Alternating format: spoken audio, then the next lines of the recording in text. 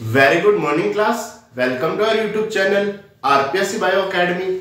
देखिए, हम जो यूनिट डिस्कस कर रहे थे वो कर रहे थे सेल डिवीजन, और सेल डिवीजन में कल हम सेल साइकिल के बारे में डिस्कशन कर रहे थे।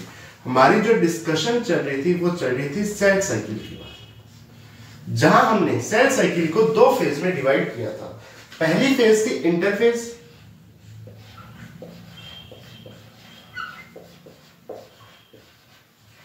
और दूसरी फेज थी एम फेज।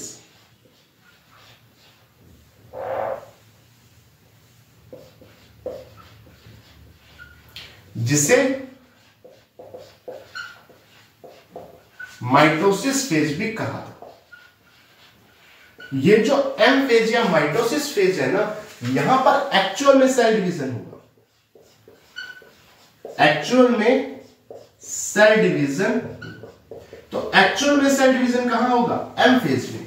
और इस सेल डिवीजन की प्रिपरेशन कहां पर होगी? इंटरफेज में। सेल डिवीजन तो हो रहा है एम फेज में, और इस सेल डिवीजन की प्रिपरेशन कहां हो रही है? इंटरफेज में हो रही है। देखो, यह प्रोसीजर लगातार चलता जाएगा। इंटरफेज, फिर एम फेज, फिर इंटरफेज, फिर एम फेज, फिर इंटरफेज, फिर एम फेज। तो लगातार ये प्रोसीजर चलता जाएगा, ये कहीं रुकने वाला नहीं है। Interphase, M phase, interphase, M phase. यानी इंटरफेज से पहले भी एक एम फेज आ चुकी है। तो अगर कोई पूछे कि इंटरफेस है क्या, तो दो लगातार एम फेज के बीच की अवस्था है। दो लगातार एम फेज के बीच की अवस्था क्या कहलाती है? इंटरफेस कहलाती है। अगर मैं इंटरफेस की बात करूं,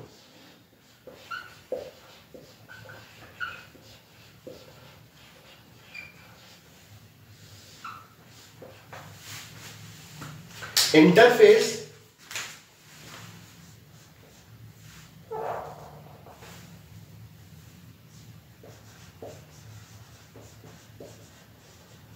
represents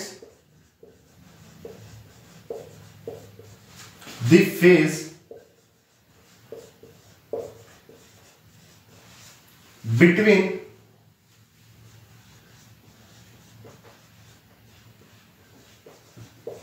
two successive M phase। Interphase represents the phase. Interphase उस फेज को रिप्रेजेंट करती है जो कि दो एम फेज में, दो लगातार एम फेज के बीच में पाई जाती है। Between two successive M phase, दो लगातार एम फेज के बीच में जो अवस्था पाई जाती है उसे इंटरफेज कहते हैं, या उस फेज को क्या कहते हैं? इंटरफेज कहते हैं। देखिए, ये मोस्ट एक्टिव फेज है।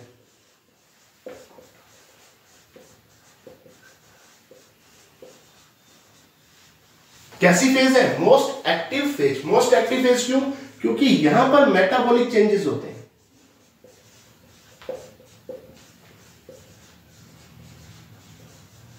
मेटाबॉलिक चेंजेस होते हैं, जैसे डीएनए का रेप्लिकेशन,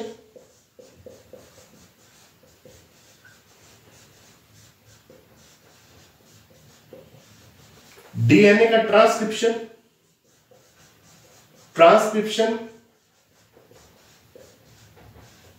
ट्रांसलेशन, ये सब प्रोसीजर यहीं पर होता है। तो यहां पर मेटाबॉलिक चेंजेस होते हैं। मोस्ट एक्टिव फेज है। डीएनए का रेप्लिकेशन, ट्रांसक्रिप्शन, ट्रांसलेशन यहीं पर पाया जाता है। अगर मैं आगे बात करूं, देखिए, ये एक बेसिकली ऐसी फेज है जहां पर सेल प्रिपेयर होती है नेक्स्ट डिवीजन के लिए। यहां पर जो सेल है वो प्रिपेयर होती है next cell division.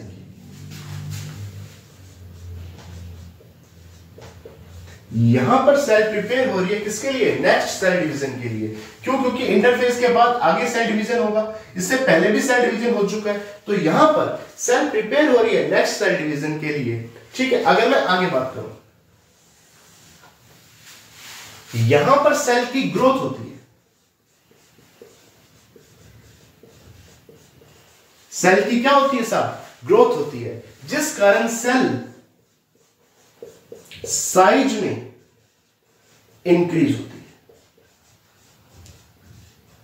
Cell size में इंक्रीज होती है। इंटरफेज उस फेज को रिप्रेजेंट करती है जो दो लगातार एम फेज के बीच में पाई जाती है। मोस्ट एक्टिव फेज है, मेटाबॉलिक चेंजेस होते हैं, डीएनए का रेप्लिकेशन, ट्रांसक्रिप्शन, ट्रांसलेशन इसी फेज में होता है। सेल प्रिपेयर होती है नेक्स्ट सेल डिवीजन के लिए, और सेल की जो ग्रोथ होती है जिस कारण से सेल का क्या हो जाता है, साइज इंक्रीज हो जाता है। इसके बाद अगर मैं इंटरफेज की आगे सब फेजेस की बात करूं,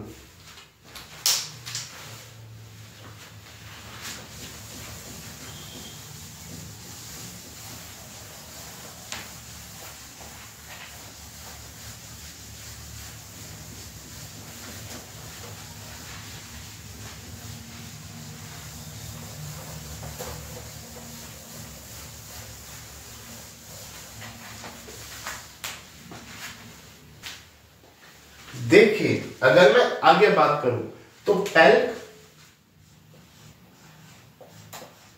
एंड होवर्ड ने 1953 में इंटरफेज को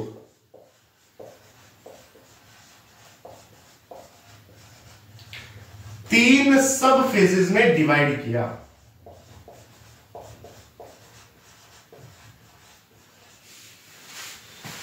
पेरिक एंड होवर्ड ने 1953 में इंटरफेज को तीन सब फेजेस में डिवाइड किया, जिसमें पहली अवस्था उसने रखी फर्स्ट गैप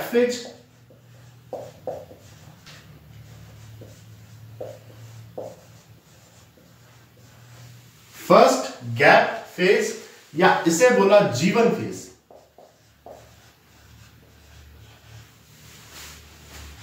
नंबर 2 पर सिंथेटिक फेज,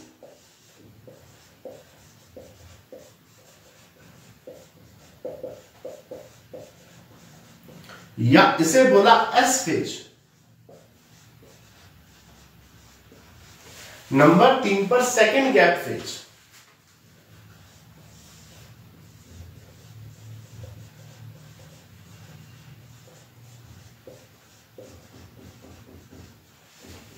या इसे बोला G2 फेज।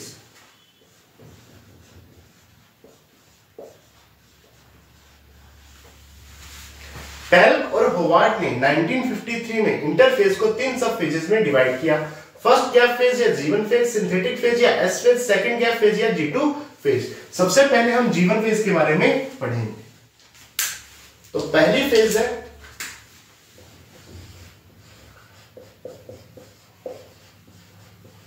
जीवन फेज, या इसे दूसरा क्या नाम दिया गया है, फर्स्ट गैप फेज।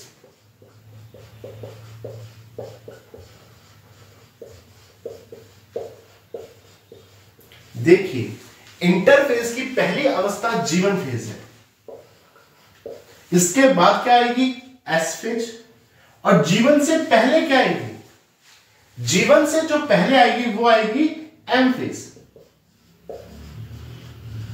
क्योंकि इंटरफेज दो लगातार एम फेज के बीच की अवस्था है। तो यहां पर जीवन से पहले तो कौन सी फेज आएगी, एम फेज आएगी।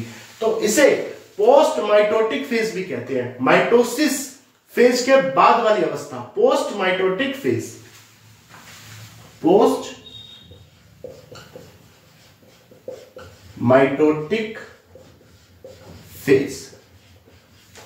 ठीक है, एस फेज से पहले आ रही है, एस फेज यानी सिंथेटिक फेज से पहले आ रही है, pre synthetic phase, pre synthetic phase, post mitotic phase भी कहते हैं, प्री सिंथेटिक फेज भी कहते हैं, सिंथेटिक फेज से पहले आ रही। ठीक है, अगर मैं आगे बात करूं, इसे फर्स्ट ग्रोथ फेज भी कहते हैं, फर्स्ट ग्रोथ फेज भी कहते हैं।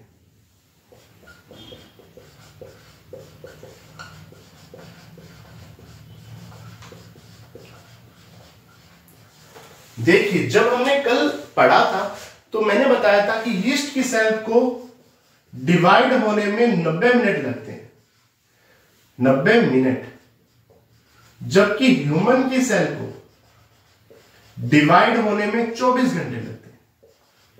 अगर मैं 24 घंटे को मान लूं तो 11 से 12 घंटे तो जीवन फेज ही ले लेती है। 11 से 12 घंटे सबसे लंबी अवस्था है ये सबसे लंबी अवस्था है। 11 से 12 घंटे कहां लगते हैं, जीवन फेज में। तो 11 से 12 घंटे यहां पर लगते हैं। सबसे लंबी अवस्था है।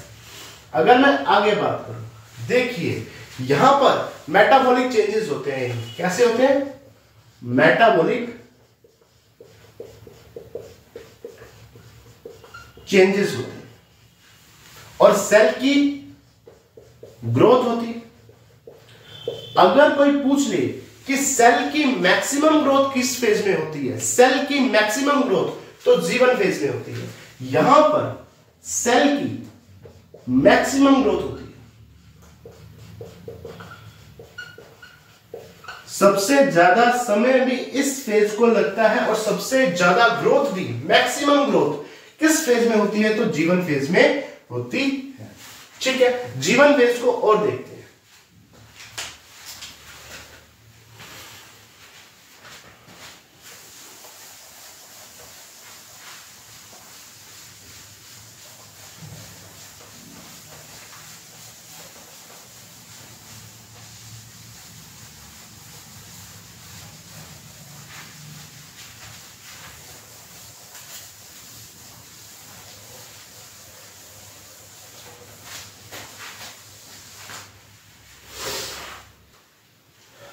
देखिए अब हम आगे G1 फेज के बारे में बात करते हैं। G1 फेज के बाद जस्ट S फेज आती है और S फेज वो फेज है जहां पर डीएनए का रेप्लिकेशन होता है साहब, या यूं कहूं तो डीएनए का सिंथेसिस होता है, डीएनए का रेप्लिकेशन होता है। तो G1 फेज को क्या कहते हैं? Pre DNA synthesis phase. Pre DNA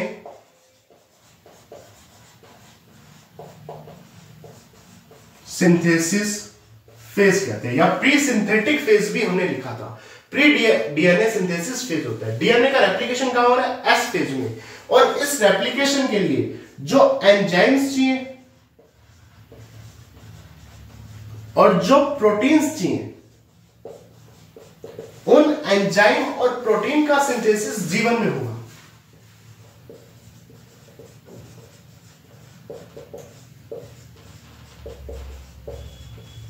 proteins और एंजाइम्स की जो रिक्वायरमेंट होगी, उन प्रोटीन्स और एंजाइम का सिंथेसिस कहां होगा? G1 फेज में होगा।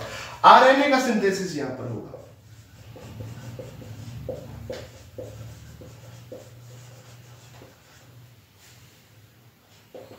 आरएनए का सिंथेसिस यहां पर होगा G1 फेज में। देखो हमने S फेज के बारे में एक ही लाइन लिखी है कि यहां पर डीएनए का रेप्लिकेशन होता है।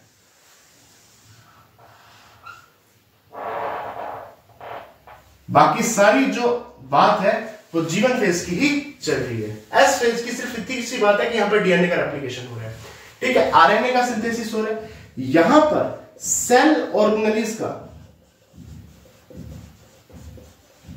डुप्लीकेशन होता है।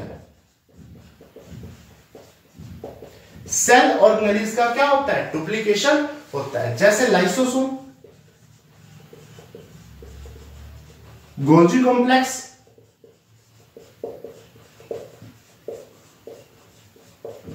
एंडोप्लाज्मिक रेटिकुलम, इनका डुप्लीकेशन, ये डुप्लेट कहां होंगे? G1 फेज में। तो सेल ऑर्गेनेल्स का डुप्लीकेशन कहां पर होता है? G1 फेज में होता है। देखो यहां पर आरएनए बन रहा है, प्रोटीन्स बन रही है, या यूं कहूं तो यहां पर क्या हो रहा है? ट्रांसक्रिप्शन, ट्रांसलेशन का प्रोसीजर हो रहा है, ट्रांसक्रिप्शन हो रहा है, ट्रांसलेशन हो रहा है। मेटाबॉलिकली एक्टिव फेज है। सबसे ज्यादा ग्रोथ भी यहीं पर होती है, सबसे ज्यादा ग्रोथ भी यहीं पर होती है, सबसे ज्यादा समय भी यहीं पर लगता है। ठीक है, अब मैं आगे बात करता हूं G0 फेज की।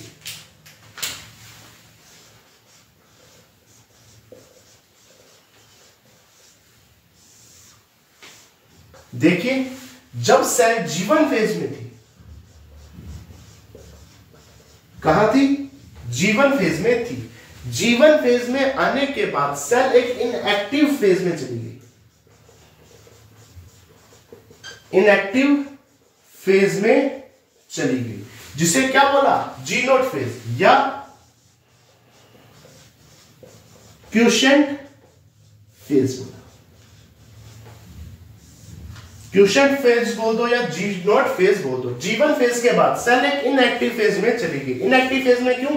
क्योंकि सेल ने खुद को सेल साइकिल से विड्रॉ कर लिया या अरेस्ट कर दिया।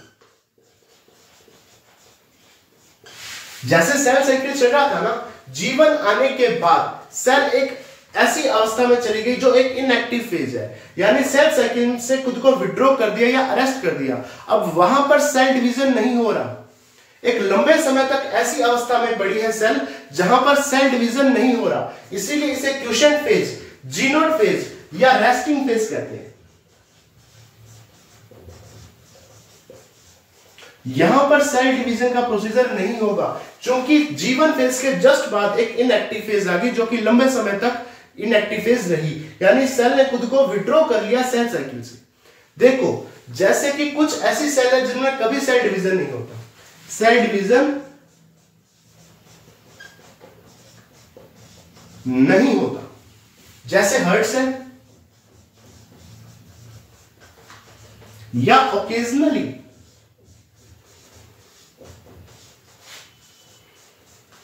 डिवीजन होता है, लंबे समय बाद डिवीजन होता है। इन दोनों अवस्थाओं में जब सेल में डिवीजन ही ना हो, जैसे हार्ट सेल में अगर आप देखोगे तो जब बहुत एम्ब्रियोनिक स्टेज है या बहुत बच्चा छोटा है, 1 साल का है, 2 साल का है, तब तो हार्ट सेल में डिवीजन होगा, नहीं तो बाद में सेल में डिवीजन नहीं होगा। तो यहां पर सेल में डिवीजन नहीं होगा या ओकेजनली डिवीजन होता है, तो सेल किस अवस्था में आ जाती है? G0 अवस्था। लंबे समय तक G0 अवस्था में पड़ी रहती है। ये इनएक्टिव फेज है क्योंकि यहां पर सेल डिवीजन नहीं हो रहा। लेकिन यहां पर ऐसा नहीं है कि हार्ट सेल है, डिवीजन नहीं हो रहा तो मेटाबॉलिकली इनएक्टिव होगी। मेटाबॉलिकली एक्टिव है, काम कर रही है वो, यहां पर मेटाबॉलिकली एक्टिव है। मेटाबॉलिकली एक्टिव है,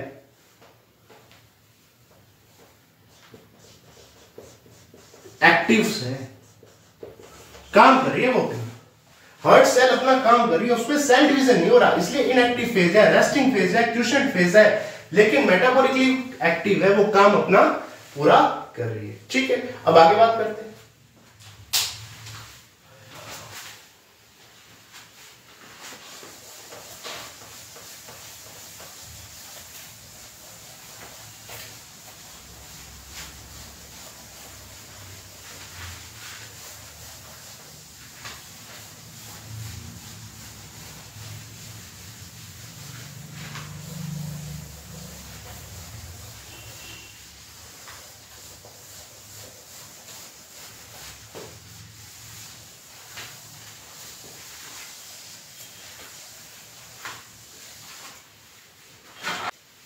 देखिए अब हम बात करते हैं एस फेज की,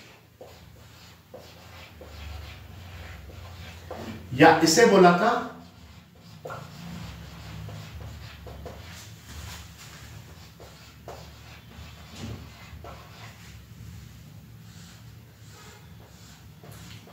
सिंथेटिक फेज। अगर मैं एस या सिंथेटिक फेज की बात करूं, यहां पर डीएनए का सिंथेसिस होता है।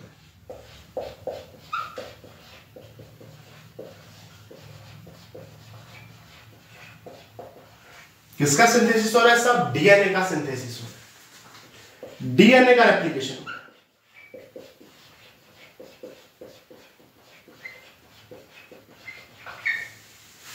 डीएनए का सिंथेसिस हो रहा है, डीएनए का रेप्लिकेशन हो रहा है। यहां पर डीएनए की अमाउंट डबल हो रही है।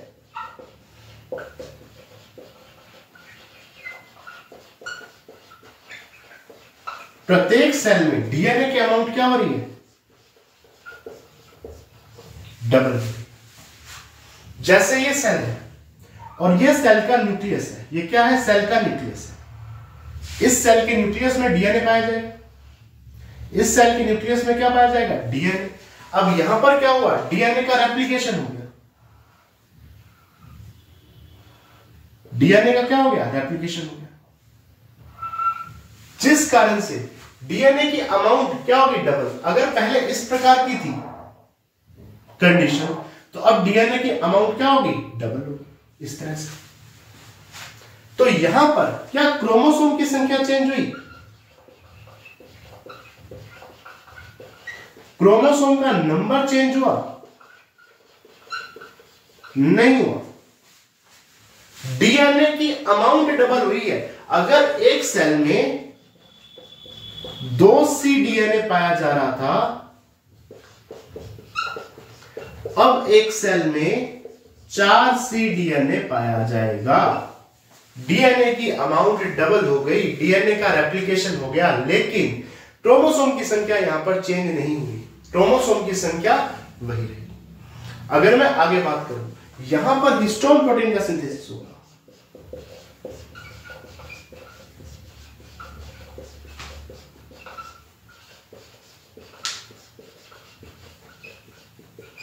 किसका सिंथेसिस होगा? हिस्टोन प्रोटीन का। जो प्रोटीन और जो एंजाइम डीएनए रेप्लिकेशन के लिए चाहिए, उसका सिंथेसिस जीवन में हुआ था, लेकिन यहां पर हिस्टोन प्रोटीन का सिंथेसिस हुआ है। देखो, ये जो डीएनए की मैं बात कर रहा हूं ना, ये न्यूक्लियर डीएनए की बात हो रही है, जो न्यूक्लियस के बीच में पाया जा रहा है, न्यूक्लियर डीएनए। साइटोप्लाज्मिक डीएनए की बात नहीं हो रही।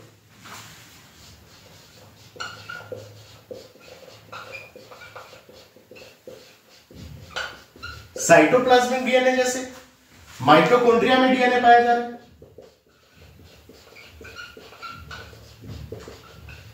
क्लोरोप्लास्ट में डीएनए पाया जा रहा है, उस डीएनए के बारे में बात नहीं हो रही।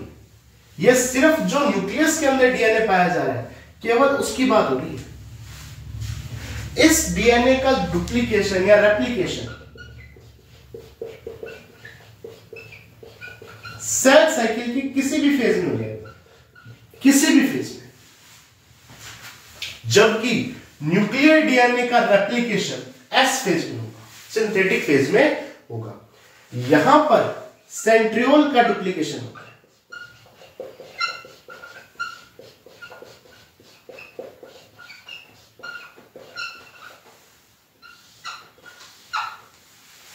सेंट्रियोल का डुप्लीकेशन यहां पर होता है। देखिए, अगर मैं आगे बात करूं, सबसे पहले हमने बात की थी कि ह्यूमन सेल है, उसे डिवाइड होने में 24 घंटे लगते हैं, जिसमें पहले आई जीवन 11 घंटे, फिर आई एस 8 घंटे लगते हैं। कितने घंटे? 7 से 8 घंटे का समय यहां पर लगता है। कितने घंटे का समय लगता है? 7 से 8 घंटे का यहां पर समय लगता है। ठीक है, यानी एस फेज या सिंथेटिक फेज। अब आगे बात करते हैं।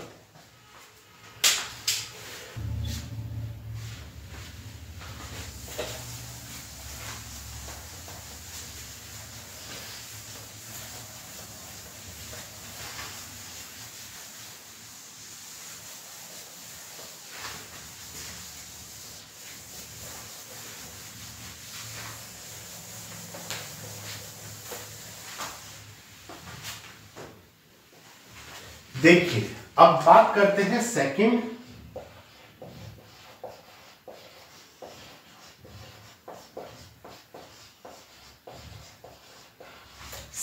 गैप फेज या G2 फेज की।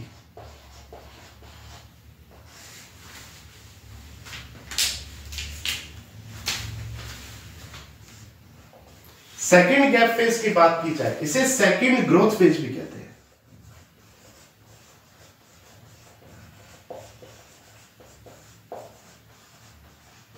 सेकंड ग्रोथ फेज भी कहते हैं।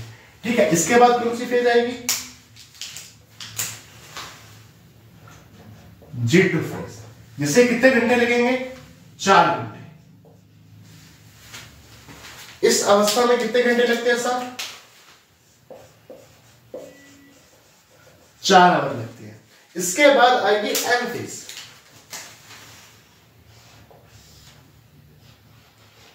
तो ये एम फेज से जस्ट पहले की अवस्था है, प्री माइटोटिक फेज है।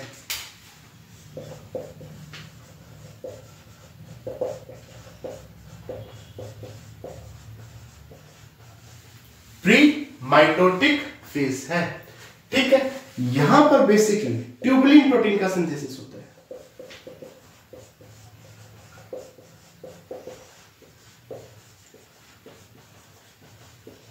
और ये ट्यूबुलिन प्रोटीन आगे चलकर स्पिंडल फाइबर बनाएंगी।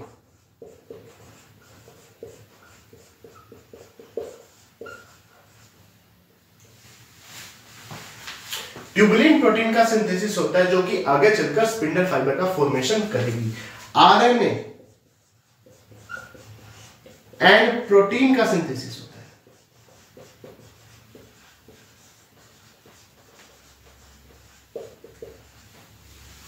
आरएनए बन रहा है, प्रोटीन बन रहा है, ट्रांसक्रिप्शन हो रहा है, ट्रांसलेशन हो रहा है।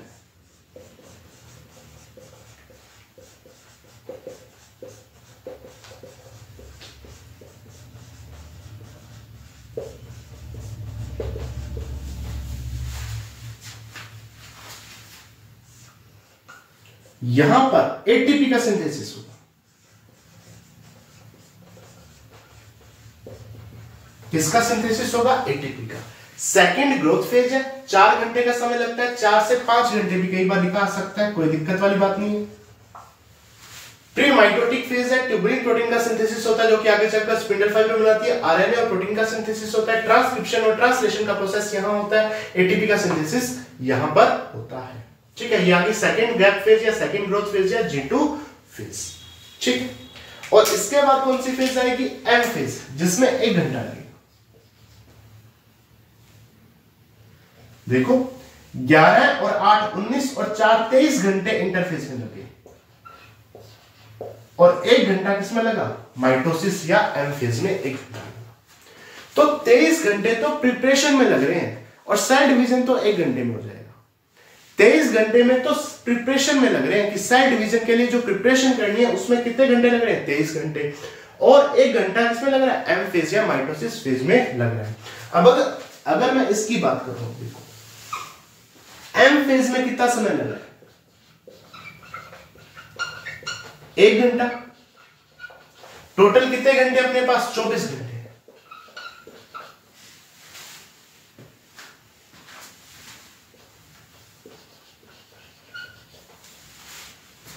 ठीक है, तो एम फेज में कितना समय लग रहा है? 1 घंटा। 24 घंटे में से मल्टीप्लाई 100, ये आएगा 4.16%। और अगर एम फेज में 4.16% लग रहा है तो इंटरफेज में कितना समय लगेगा? 95.84%। टोटल 100% है ना। तो यदि एम फेज में अपने को 4.16% समय लग रहा है तो इंटरफेज में 95.84% क्या लगेगा? समय लगेगा। यानी यूं कहूं तो 95% से भी ज्यादा, 95% से भी ज्यादा समय यहां पर इंटरफेज में आपका लगेगा। और कल मैंने गलती से यहां पर 99 कर दिया था, उसे ठीक कर लीजिएगा। इसे 1 कर दिया था, उसे ठीक कर लीजिएगा। यहां पर 4.16% समय लग रहा है और यहां पर 95% से ज्यादा समय। एनसीईआरटी लिखती है 95% से ज्यादा समय, मोर देन 95% टाइम। ठीक है, तो 95% से ज्यादा समय यहां पर लगता है। आप इसको कैलकुलेट करोगे, सही 4.16% आएगा। ठीक है, और यहां पर 5% से भी कम समय एम फेज में यहां पर खर्च होता है।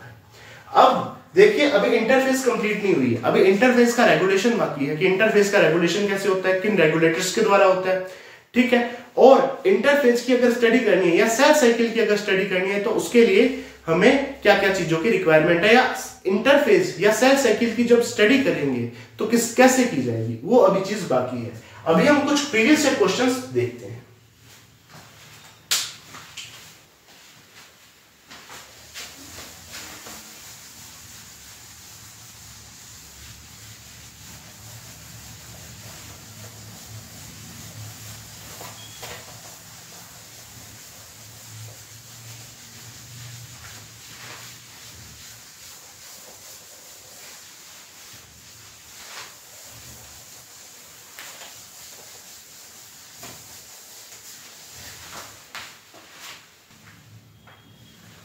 देखिए ये क्वेश्चन असिस्टेंट प्रोफेसर बॉटनी 2020 में आया हुआ, यानी कॉलेज लेक्चरर 2020 में आया हुआ क्वेश्चन है।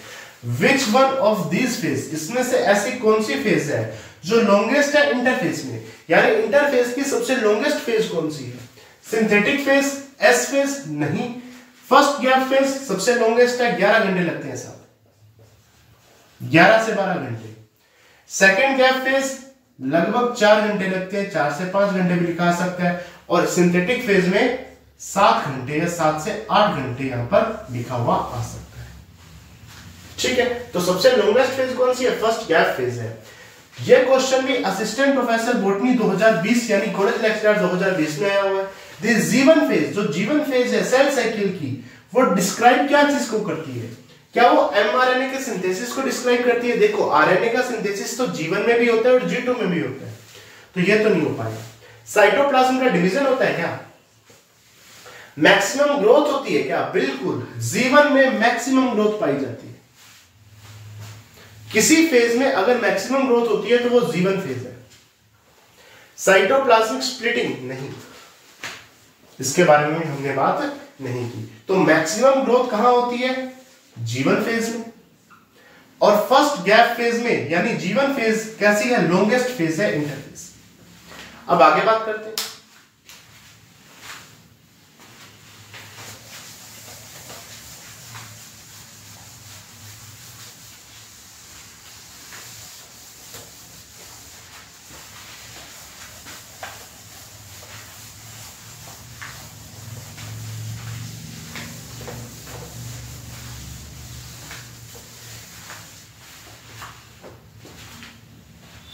देखिए ये क्वेश्चन भी असिस्टेंट प्रोफेसर बॉटनी 2020 में आया हुआ है।